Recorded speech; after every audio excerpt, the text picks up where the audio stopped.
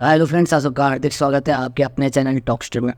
मुझे पता है बहुत दिनों बाद मैं ये वीडियो बना रहा हूँ, आप सबको ये पता होगा कि अब बहुत दिनों बाद ये वीडियो आ रही है। थोड़ा चैनल डेड हो गया था, इनएक्टिव हो गया था, मैं किसी कारणवश थोड़ा दिन व्यस्त हो गया था, बिजी हो गया था। इसी कारण मैं थोड़ा सा लेट हो गया वीडियो बनाना। अब मैं कोशिश करूँगा कि इस हफ्ते के अंदर कम से कम 3 से 4 वीडियोज़ मैं डाल सकूँ, कितने प्रोपोगेंडाज, मोटिवेशनल, नॉलेजेबल, जो आप समझ सको, जान सको, बात कर सको। टॉकस्ट्री चैनल का नाम इसलिए बनाया गया हम बात कर सकें, टॉक कर सकें। ये चीज़ें इस चैनल का मोटिव ही है। तो आज का जो हमारा टॉपिक होने वाला है वो होने वाला है वक्फ बोर्ड। पिछले साल बहुत ही फेमस टॉपिक था, 2023-24 में बहुत ही ट्रेंडिंग टॉपिक था। अगर 2023-24 अगर ईयर सेशन देखा जाए तो 23-24 का ही बहुत ही ज़्यादा ट्रेंडिंग टॉपिक था। अब आता है 24-25 वाले फेज में अपन चल रहे हैं। अब भी ये टॉपिक कहीं ना कहीं फेमस है, चुनावी मुद्दा भी है एक तरीके से। वक्फ बोर्ड आज की तारीख में ये सबसे ट्रेंडिंग और हैशटैग मोस्ट अफेक्टेड मुद्दा है, वक्फ बोर्ड। तो पूरी वक्फ बोर्ड के बारे में बात करें, 5 से 6 मिनट की वीडियो रहेगी, बहुत लिमिटेड वीडियो, बहुत कम टाइम में। उसमें आपको मैं सब कुछ समझा दूँ, वक्फ बोर्ड क्या है, क्या चीज़, किस प्रकार, क्या, किस लिए बना है, एंड सो ऑल। तो वक्फ बोर्ड 1965 में 1965 में पंडित जवाहरलाल नेहरू द्वारा जब सत्ता थी कांग्रेस की, 1947 में देश आज़ाद हुआ, कांग्रेस ने कैसे ना कैसे तीर तुक्के मार की सरकार अपने हाथ में ले ली। सरदार वल्लभ भाई पटेल को होना चाहिए था वैसे देश का पहला प्रधानमंत्री, पर कहीं ना कहीं लोकतंत्र को देश आज़ाद हुआ तभी खतरा हो चुका था। जब majority of votes Sardar Vallabh भाई पटेल को मिले थे, तब पंडित जवाहरलाल नेहरू को देश का प्रधानमंत्री बना दिया गया।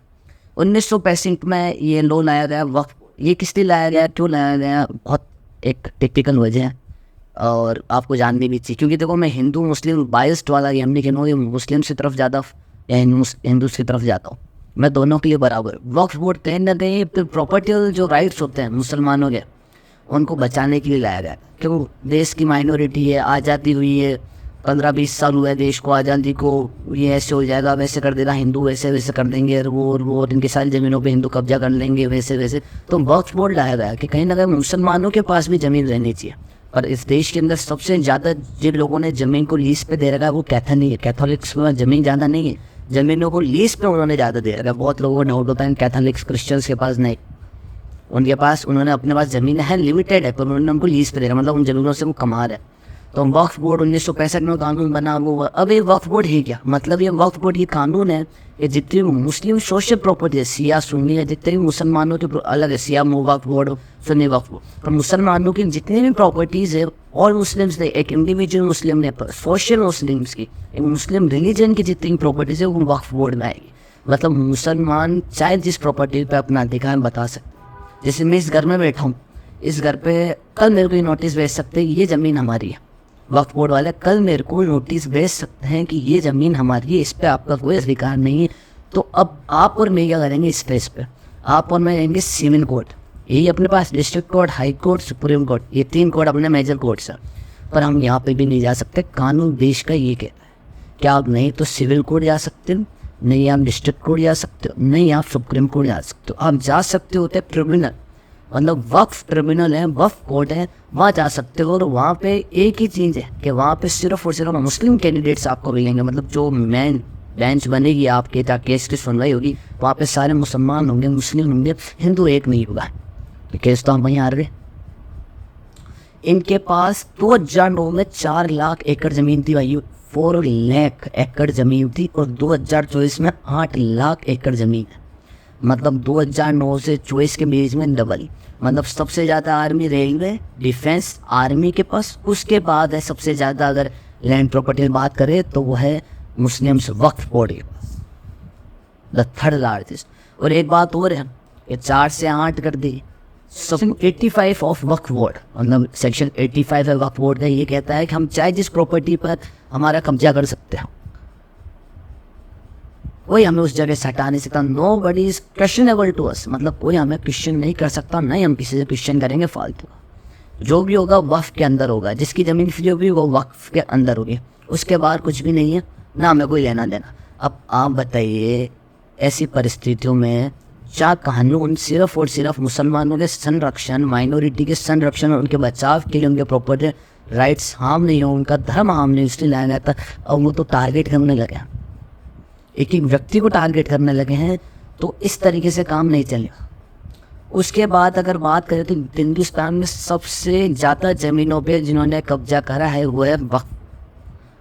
मतलब लिटरली एक होता है ना कि इस आदमी ने ज़मीन पे सबसे ज़्यादा कब्जा, इस समाज के आदमी ने, इस धर्म के आदमी ने, एक पूरे धर्म के एक सोशल जो कानून बना रखा है, लीगल है, वो चाहे जो भी ज़मीन पे कब्जा कर सकते हैं। और हिंदुस्तान में सबसे ज़्यादा फोर्सफुली ऑक्यूपाइड पोजेस्ड ज़मीन जो है वो वक्फ बोर्ड के पास है। 120 केसेस तो सिर्फ और सिर्फ हाई कोर्ट के अंदर पेंडिंग पड़े हैं, जिन पे सुनवाई हो भी नहीं रही, क्योंकि ये वक्फ बोर्ड का कानून कहता है सेक्शन 85 के सिविल कोर्ट वगैरह कुछ नहीं करेंगे, करेगा जो वक्फ बोर्ड करेगा।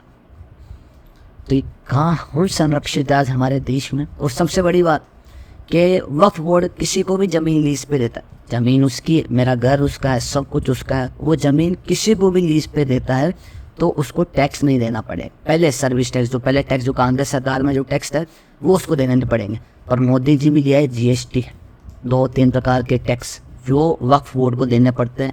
मतलब पैसे बचाने के लिए वो अपनी ज़मीनें भी लीज पे नहीं दे लोग, तो GST तो उनको देनी पड़ती है। वो बहुत नाटक करता है, नहीं देनी पड़ेगी। अब तो मोदी सरकार ये भी कर रही है कि कैसे ना कैसे वक्फ बोर्ड को इस कानून प्रक्रिया से हटाती, मतलब हटा दो, इस कानून व्यवस्था से हटाने की पूरी सुप्रीम कोर्ट में लड़ाई चल रही। और सबसे बड़ा इशू या हाई कोर्ट भी वक्फ बोर्ड के अंदर में इलाहाबाद का जो हाई कोर्ट है वो वक्फ बोर्ड के अंदर है। तो इलाहाबाद हाई कोर्ट ये कहता है सुप्रीम कोर्ट पे कि हमको प्लीज़ यहाँ से फ्री करो, हमें बचाओ। सुप्रीम कोर्ट उसमें भी इंटरफेयर नहीं कर पा रहा। इलाहाबाद हाई कोर्ट जा रहा है सुप्रीम कोर्ट में, हमें बचा लो हमारी ज़मीन वक्फ बोर्ड के अंदर है। वक्फ बोर्ड चाहे जिस कितने हिंदू टेम्पल साउथ के अंदर वक्फ बोर्ड के अंदर, कितने रिवर्स है, रिवर के पास में बढ़िया प्लॉट है वक्फ बोर्ड के। तो वक्फ बोर्ड कहीं ना कहीं अब इस देश पे अतिक्रमण कर रहा है, कहीं ना कहीं इस देश पे अब बहुत बोझ बन चुका है। नॉर्मल लोगों को भी बहुत ज़्यादा परेशान करने लगा। एक आम सिटीजन को डर है कि हमारे प्रॉपर्टी राइट्स तो हमारे हैं, ये ज़मीन हमने खरीदी, मेहनत से हमारे खून पसीने, कल आके ये बोले ये ज़मीन तो हमारी, कल हमारे घर नोटिस, और उसके बाद कुछ भी नहीं कर सकते। मतलब देश के राजधानी के हाई कोर्ट के अंदर 120 केसेस पेंडिंग है जिन पर तो सुनवाई ही नहीं रही। तो सोचो जयपुर, जोधपुर, लखनऊ, इलाहाबाद और कितने ही हाई कोर्ट्स होंगे, और कुछ मुस्लिम बहुमत वाले जो हाई कोर्ट्स होंगे जहाँ मुस्लिम मेजोरिटी ज़्यादा, आजमगढ़ और इस तरफ। तो ये सोचो वहाँ की हालत होती हुई, लोगों की ज़मीनों का क्या सिक्योरिटी क्या है। तो देश की सरकार से एक ही चीज़ की विनती है कि कल और नहीं, कल ये लोग ये आके नहीं कहते कि संसद भी इस देश का जो नया बनाया है मोदी जी ने वो भी वक्फ बोर्ड का है। कल ये लोग ये नहीं आके कहते कि पाकिस्तान ऑक्यूपाइड कश्मीर भी हमारा है। कल ये लोग ये आके नहीं कहते कि जो थार डेजर्ट है वो भी हमारा है। कहीं ना कहीं सरकार को मजबूत होना पड़ेगा, या सरकार इस कानून को नहीं हटा सकते। लोकसभा में बिल पास करना, राज्यसभा में पास करना, प्रेसिडेंट बहुत माताफोड़ी थी, मेजोरिटी नहीं मिलती राज्यसभा में कभी तो बिल पास नहीं हो पाता, लोकसभा में नहीं मिलती तो सरकार ही नहीं बना पाती, तो बहुत नाटक होता है। पर कहीं ना कहीं हम सुप्रीम कोर्ट में इस चीज़ को चैलेंज कर सकते हैं, और कहीं ना कहीं सुप्रीम कोर्ट के पास ये पावर है कि इस कानून को हटा सके।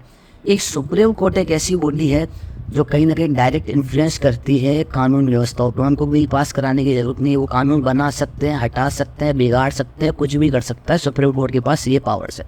तो कहीं ना कहीं अब इस देश के जो प्रॉपर्टी राइट्स हैं, कहीं ना कहीं हिंदुओं का संरक्षण, कहीं ना कहीं अदर सिखों का भी संरक्षण, अदर कास्ट का संरक्षण, ये तक कि हिंदू मुस्लिम लड़ाई आगे इतनी ज़्यादा बढ़ जाएगी वक्फ बोर्ड के कारण सुप्रीम कोर्ट के कहीं ना कहीं हाथ। तो ये था वक्फ बोर्ड के बारे में एक शॉर्ट समरी में मैंने आपको बता दिया कि वो आपकी ज़मीन को अपनी ज़मीन बना सकते हैं, बता सकते हैं सोशल वेलफेयर के नाम पे, अपने रिलीजन के नाम पे। ये कोई एक इंडिविजुअल मुस्लिम पर्सन के पास नहीं रहेगी, एक पूरे बोर्ड ऑफ मेंबर्स जो वक्फ है उसके नाम पे। ये उनकी मर्जी है कि वो किसी को लीज पे देते हैं, किसी को बेच देते हैं या कुछ भी करते हैं, वो उन पर डिपेंड करता है। मान लो मैं एक मुस्लिम लड़का हूँ, मेरे पास कोई धन दौलत नहीं, मैं वक्फ पे आ जाता हूँ कि मेरे को एक प्रॉपर्टी, तो वक्फ के पास ये राइट है कि वो उसको प्रॉपर्टी दे सकता है। इसी प्रकार की चीज़ें किस तरह से वक्फ बोर्ड एक प्रॉपर्टी और हम है इस देश के लिए, कहीं ना कहीं एक धर्म प्रजाति हिंदुत्व के लिए। तो इस वीडियो को यहीं ख़त्म करेंगे। अगर आपको वीडियो अच्छी लगी तो चैनल को सब्सक्राइब करना, वीडियो को ज़्यादा से ज़्यादा लाइक शेयर करना। आपसे फिर मुलाकात करते हैं नेक्स्ट वीडियो में, तब तक के लिए जय हिंद, जय जवान, जय किसान।